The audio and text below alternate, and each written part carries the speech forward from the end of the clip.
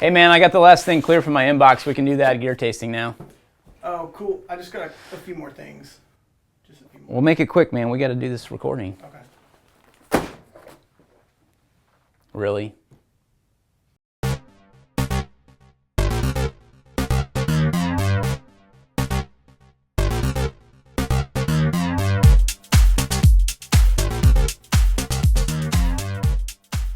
Hey guys, welcome to Gear Tasting. I am Brian Black, and again on Gear Tasting we go over what we're up to in currently evaluating an ITS. So I have on a Propper Covert Button-Up that they sent me to check out.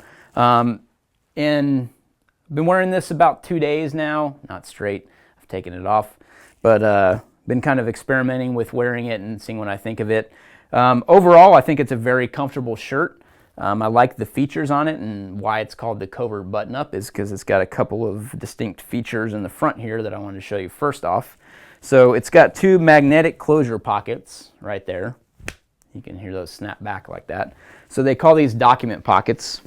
The inside is kind of a mesh material, as you can see. So it's lightweight, but it's still pretty sturdy. I don't find that, it's cheap in any way to where something's going to fall through there. I feel like they're pretty sturdy to keep what you need to in there. And I like the fact that they magnetically close back too. I have found that I kind of have to stretch this out just a little bit just to make it look a little more streamlined up front to where it doesn't look like those are bulging pockets. Let's see, a couple other things. It has a little pen pocket here to keep a pen in. Has a dual adjustable cuff, so there's two buttons there, as well as a button here if you like to roll up your sleeves and things like that. Makes that pretty easy to do. I say that. And then one of the best features on it that I like is that it has a cutaway snaps on it. So these are prim snaps. And so it's false buttons on the front. So you can see it looks like buttons, but it's actually snaps. So you can quickly get to your CCW or whatever have you with the buttons on that. So one thing that just as a kind of aside to this, since I'm right-handed, I've noticed that, instead of pulling up on the shirt to get to gun, you could, cut this away. Well, you're kind of pulling to the left, obviously with a guy's shirt, that's how the buttons sit.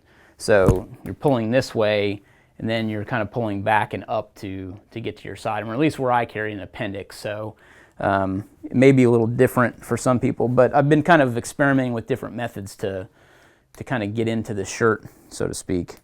And what I like about this shirt is it does look covert to me. I mean, there's a lot of shirts that say they're covert, but this to me actually really does look like a shirt that I'd wear on a regular basis with a pair of jeans. One thing though, it's a little long on me. That's one thing I wish that was a little bit shorter, but that's just kind of my perspective on this, and I don't feel like I have a short torso, but maybe I do, I don't know.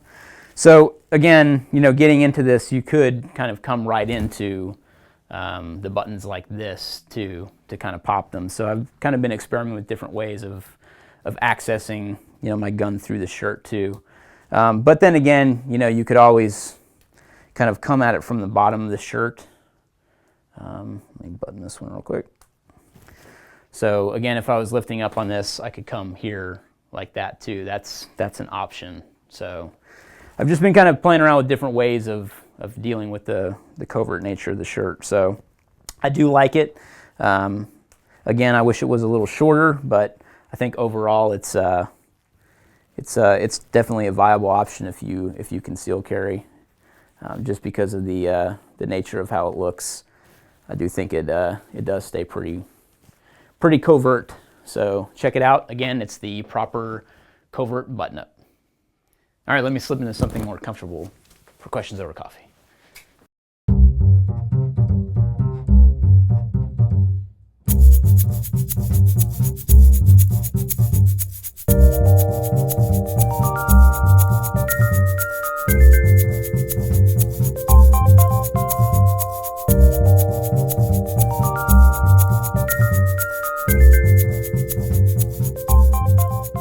All right, let's get into some questions over coffee.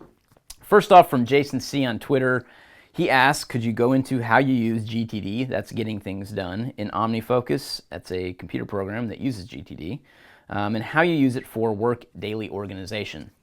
So first off, before I get into your question, great question by the way, we've got a few questions like this that kind of talk about my workday and what I use to do specific things. So I wanted to turn this segment into kind of a how I work type thing.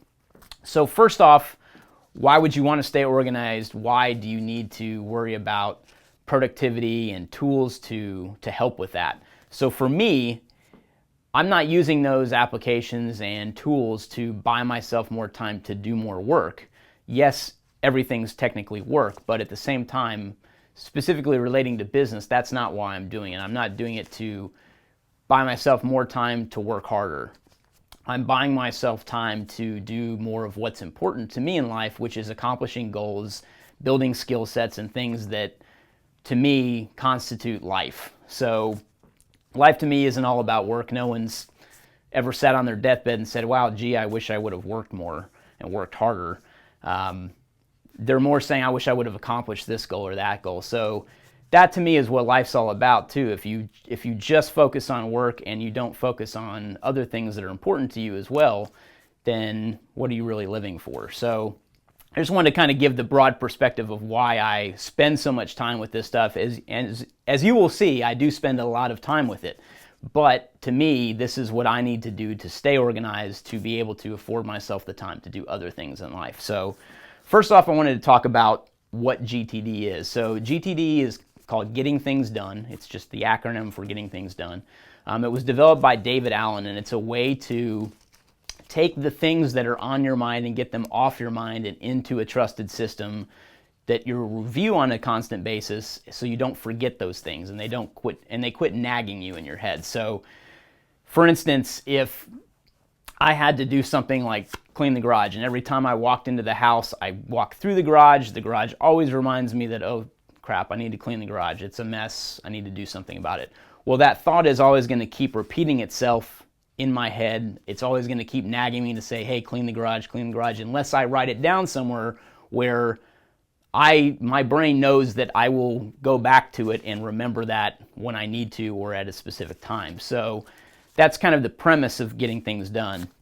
I'm no GTD pro, but I've been using it for quite a number of years. I'd say I'm on my 6th year of GTD and I'm still learning how to use it. So what I do is definitely not perfect. I have things that I'm constantly evaluating and moving to different systems all the time, but at the core of that is GTD. But there's other things that I do that have to do with my daily schedule, things that I have that I fall back on every day that are important to me that technically aren't GTD related. So I'm going to try to address all that too. But first off, again, to explain GTD, that was kind of the elevator pitch, but I keep this workflow map of GTD over here just to keep myself reminded of what I should be doing all the time, because everybody falls off the wagon on their productivity and things like that. So this is my way of always having a reference to really look at every day. It's right in my face here when I work.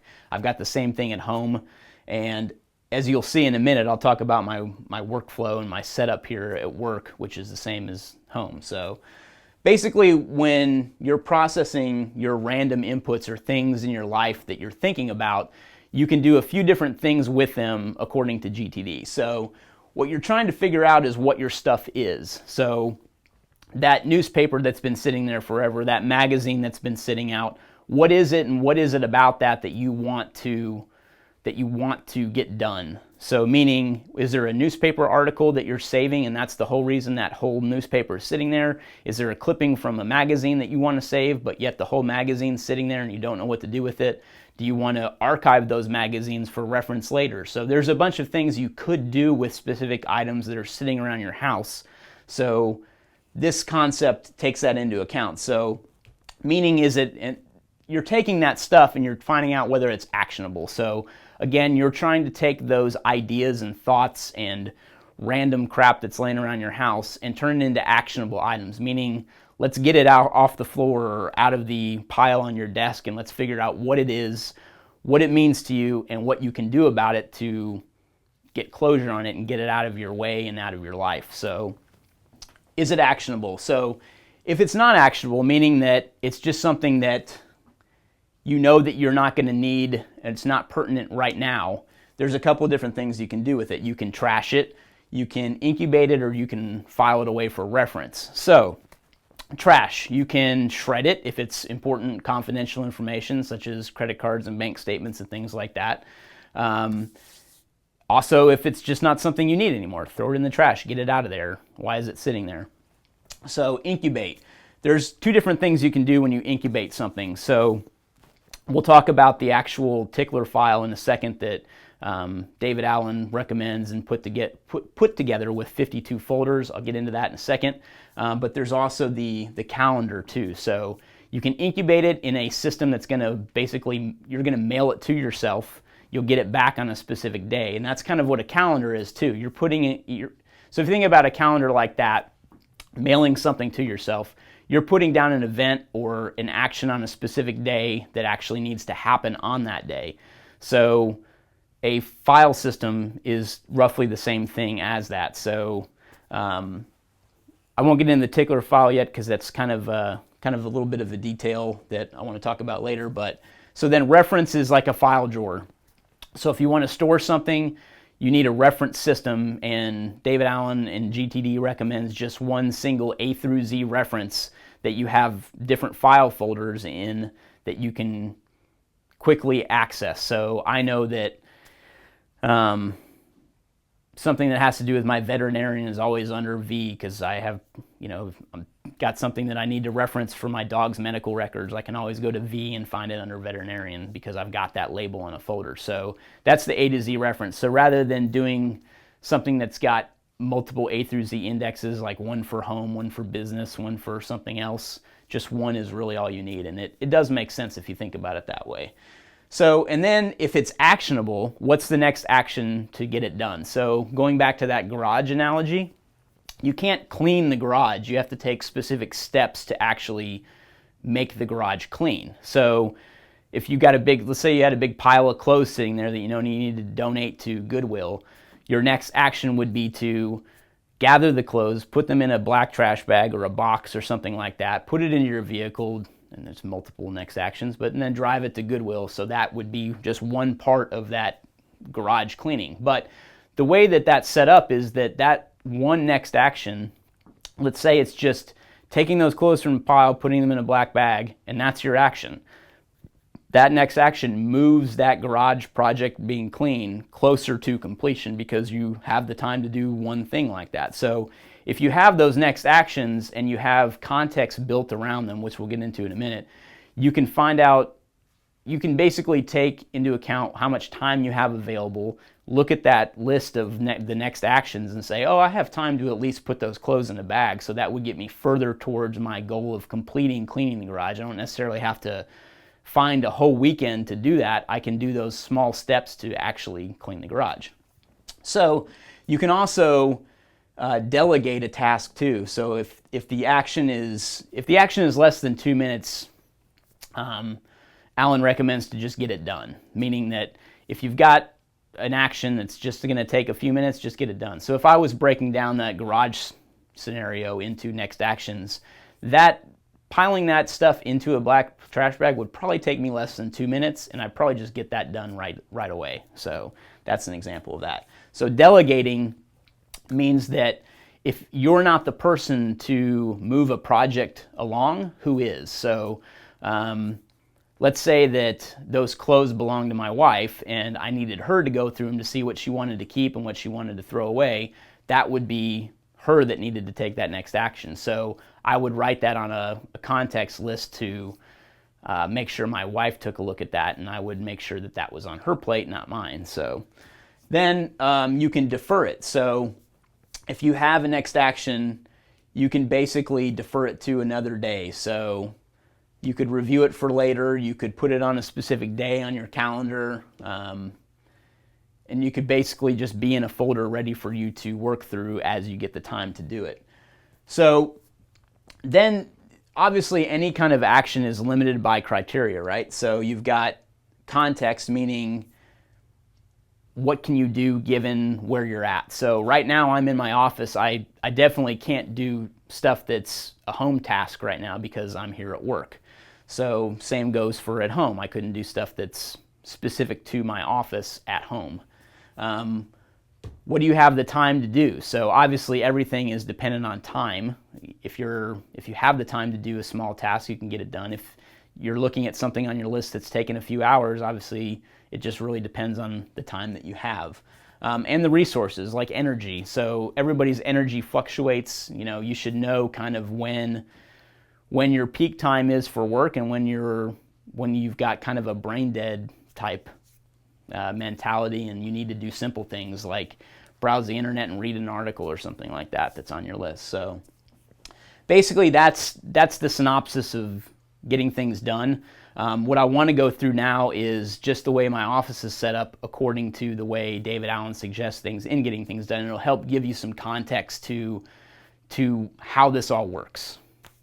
Okay, so one thing I want to talk about, and we'll talk about my office setup here, is this has to do a lot with routine too, because if you have your office set or your home or whatever have you set up the same way, it's always going to give you that routine that you can go through because your stuff's going to be organized the same way. So I'm a big creature of habit. Like I said, I spend a lot of time with this productivity stuff, and some things that I have developed over the years are, one, a solid routine. So routine isn't really covered by Getting Things Done or Omnifocus, which is the program that Jason had brought up in his question.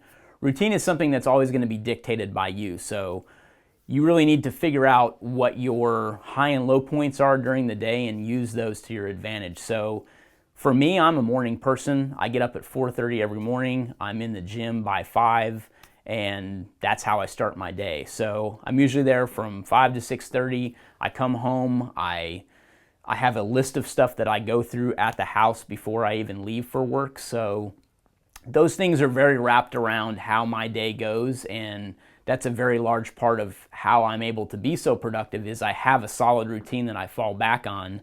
And I travel sometimes too, so that routine does change, and I've only recently, I think within the past year, gotten to the point where traveling it's affected my routine less and less over the years. So now I'm at the point where I can come right back from traveling and go right back into my routine. And I try to do as much of my routine as I can while I'm traveling too. So I'll make sure I'm always staying at a hotel with a gym. I'll make sure certain things are in a hotel room, like a desk and things like that, a place for me to sit and actually work too. So routine's super important. That's all I wanted to say really about that. The home versus office environment is very important, and that's something that I've taken on board from GTD. So David Allen kind of preaches the whole mirrored work location. So not only should you have a home location that's set up the same way as you do the office, but whatever you have to work remotely or like a mobile workstation should also be replicated there too. So there's consistency, and I guess that is a little bit of a routine too. So you need the consistency at all those locations to be able to work to the most potential, I guess is kind of a way to say it. So what I have is I have a laptop that travels with me everywhere. So I have home, office, and mobile covered with one laptop. I don't have multiple computers. I don't have a home computer or a work computer. I have a computer. So that's really helped me. That's something that I want to throw out as a tip too. So I drive that with a monitor at work too, because I need a bigger work surface to work on when I'm doing things like graphics and things like that at work. So that's kind of that dictates my need.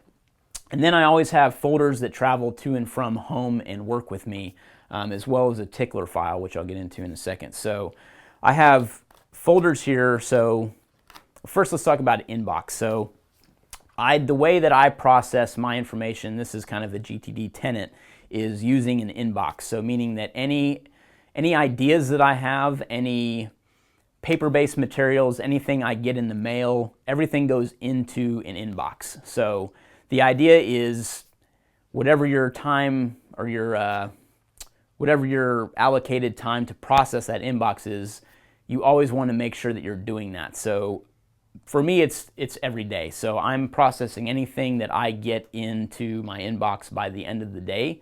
And then I'll also process stuff in the morning that is either left over or that's coming in for the first time. So basically, I have a wooden inbox just like this. I have the same one at home, and I also have a red folder that says In that I use for kind of mobile stuff too. So the way that works is that every day when I get home, I make sure that anything that's put into In is put into my inbox at home, and that gets processed before I usually crash out at night.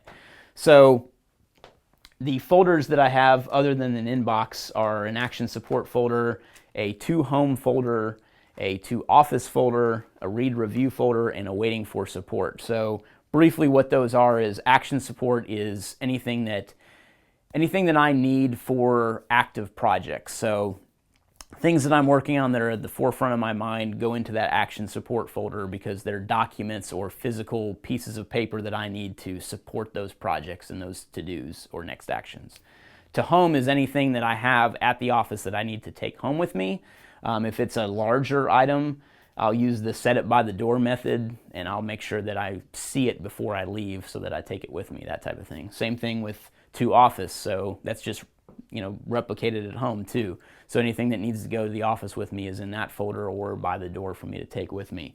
Read and review is basically anything that's not super pertinent right now. It just needs to be glanced over. I can take my time on it. It's not a pressing action that needs to be taken.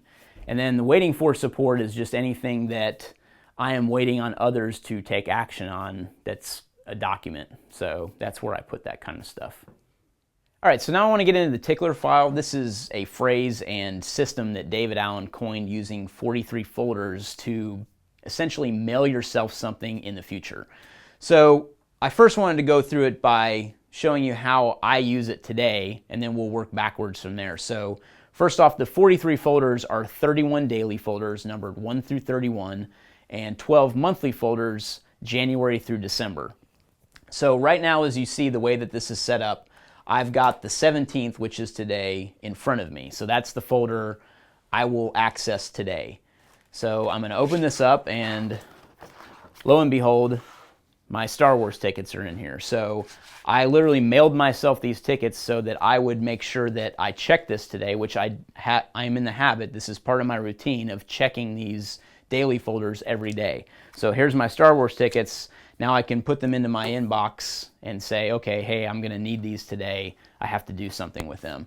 So what I do is now take the 17th and I would file it away. So as you can see, I've got these running back from the 17th, which is today, all the way back through the 31st of December, and then I hit my January folder.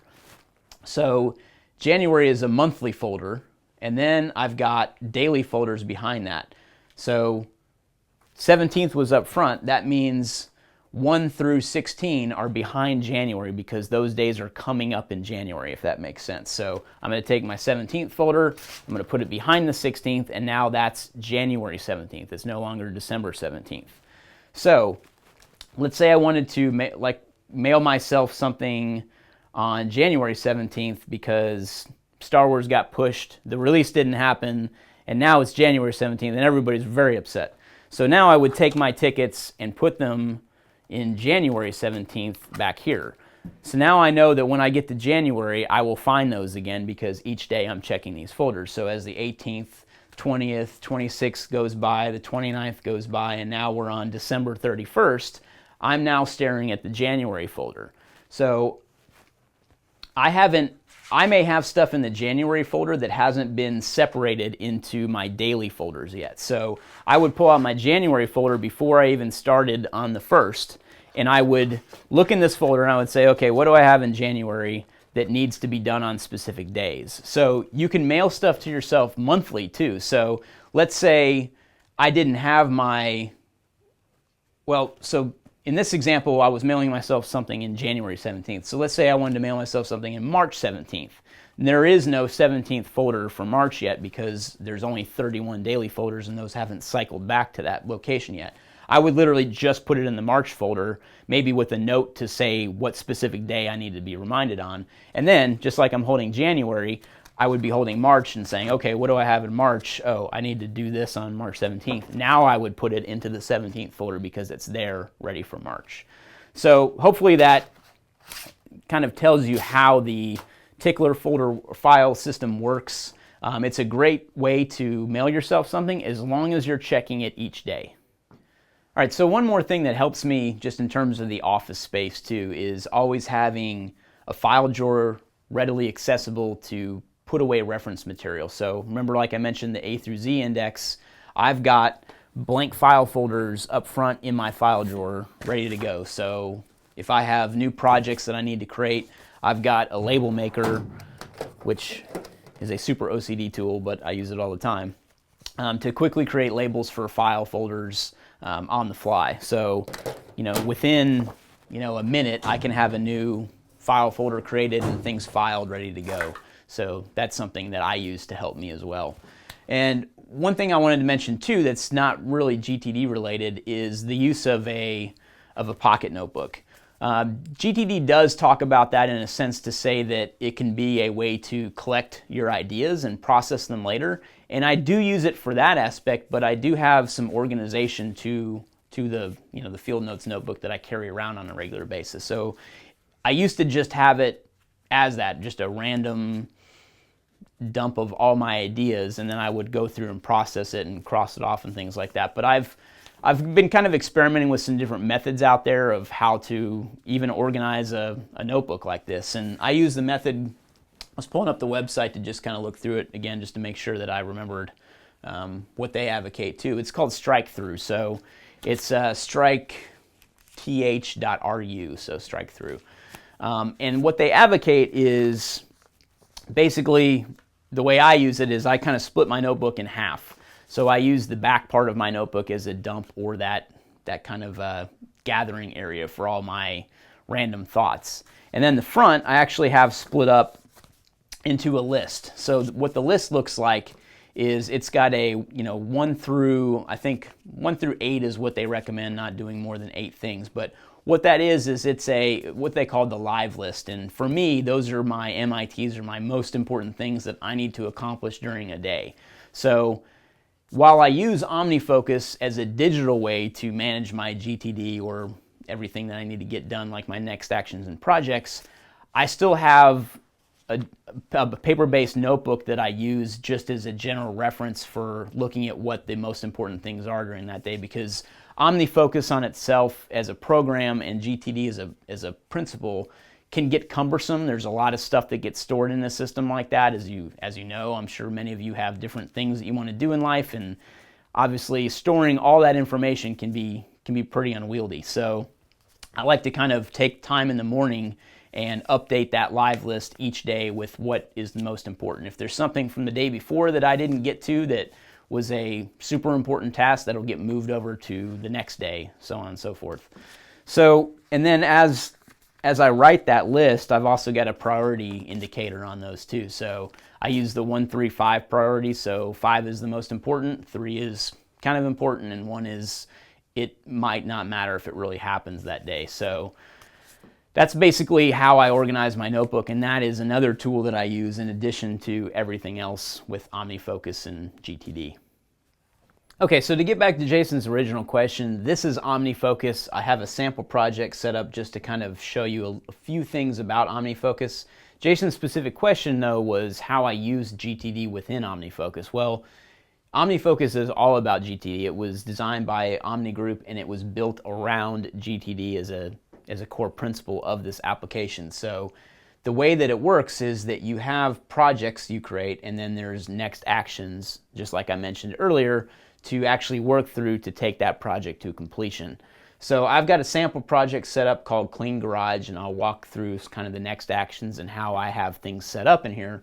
But just really quick, just to walk you through the other things that it does, the biggest thing is an inbox. So just like a physical inbox, Omnifocus has a digital inbox, and you can put random ideas that you have or things that come up in your mind into that and process them. And I use Omnifocus a lot for that. So rather than writing down an idea on a piece of paper and putting it into my physical inbox, I will put it in my Omnifocus inbox because I have an app that syncs with my desktop version on my phone. And I can actually use Siri on my phone to say, anytime I say, Siri, remind me to, it puts that whatever I ask into Omnifocus's inbox automatically. And that's something you can set up within the preferences of Omnifocus. So that's pretty powerful in my book. When I'm out and about, if I can't jot it down in my notebook, I'll pull out Siri and say, hey Siri, remind me to do this, this, or this. So once it's in the inbox and you process it, the idea again with GTD is to turn it into a project if it's deemed a project. If it has more than a couple of next actions to actually warrant turning it into a project, or to basically process that into next action. So if clean the garage is something I put in the inbox, that would be a project in my book because it would have multiple things that would have to be completed before the project of cleaning the garage itself was completed. So as you can see, I've got this set up here as a new project called Clean the Garage. So I would take it from the inbox, process it, and say, hey, I need to turn that into a project, and now it's a project. So again, to clean the garage, you're not just going to clean the garage, you're going to take the old clothes to Goodwill, which is something I have, purchase shelves for garage organization, which is another item I have as a next action. So taking the clothes to Goodwill in itself could have other actions associated with that. So Omnifocus gives you the ability to actually create subtasks too. So as a part of taking the old clothes to Goodwill, I'm going to, let's say that I needed to buy trash bags because I don't have anything to put all those old clothes in. So that's actually a subtask of taking the old clothes to Goodwill. I can use a keyboard shortcut to tab that over, and now it's a subtask of this. Something that makes Omnifocus powerful too is that you can actually set the project to work off of a couple different versions or a couple different variations. So it can be parallel next actions or it can be sequential next actions. So parallel means that things get done in order. Parallel means things can get done out of order. Sequential means that things have to get done in order. So you can see right now these are grayed out and the only thing that's black, which is active, is buying trash bags. Well, buying trash bags also necessitates me going to the store. So Omnifocus uses what's called context to remind you of certain places that you can do things. So just like we were talking before in the GTD breakdown of limiting the criteria. So criteria can be limited by context too, meaning that if I'm at the office, I can only do actions at the office. If I'm out and about, I could do errands. That's something I can do when I'm out. So that's the way I label this as a context. I would use the context errands because that's an errand I can do when I'm out. And I actually have the errands broken down into different things. So I have home improvement store or something like that, which is where I might buy trash bags, or I can get those at the grocery store. So that's something that I would do in order to be able to take the clothes to Goodwill. So just a brief example of how you can use Omnifocus again. You know, you've got different things over here on the side, which are contexts that you can use to associate with those next actions. Forecast is something I'm in all the time. That's a great view of telling me what I've got that I've either missed. So as you can see, I've got some overdue items here, as well as items that are day specific that fall on specific days. So that's something I use quite a bit, and there's also the review feature. So like I was saying earlier with GTE, it's kind of pointless unless you're coming back into this and reviewing it to figure out what you need to do. So that's kind of the feature that they have built into this, and you can check things off as reviewed. So that's what I do on a weekly basis.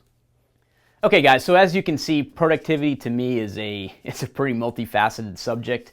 I'm a productivity nerd when it comes to that stuff. I geek out on that, so I could literally spend hours talking about this stuff. So I apologize if that was a lot of information, but like I said, there's a lot of stuff that I use on a daily basis that's just been an aggregation of years of wanting to be more productive and giving myself more time to focus on what I feel is important in life. So that's the whole goal of this. Again, how you manage that and how you make that happen is all up to you, but these are a few of the things that I use to keep myself productive.